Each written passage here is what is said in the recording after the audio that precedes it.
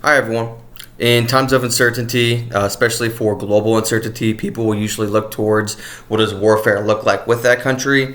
Some people talk about the global effect and what global war looks like, which isn't really realistic since it's more of a deterrent than something that we would use as an aggressor. So it would look more like wars going on in between first world countries like Russia and Ukraine right now. So we're going to be looking into some of the emerging technology, more specifically drones, what drones are being used in that war zone. So my credibility for this is I'm a drone instructor for the United States military aboard Camp Lejeune. So the first type is we have reconnaissance and surveillance drones. On the Ukrainian side, we have the R-20 Puma and the Black Hornet, both of which donated from the DoD for the United States and have phenomenal capabilities. For the red side, or for Russia, we have the Orlan 10 and the Zala 421 TAC-16. And what these drones are being used for is for that deeper reconnaissance into the enemy's territories to identify larger personnel movements, both during the daytime and at nighttime, using thermal optics, as well as identifying logistics lines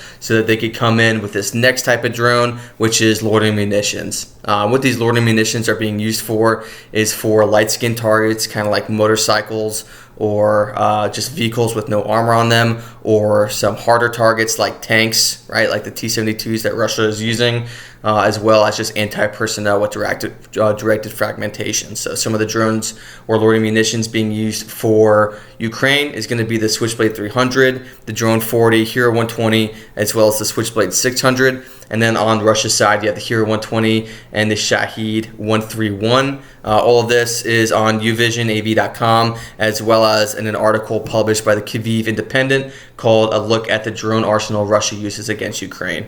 Super informative. I suggest you guys check it out.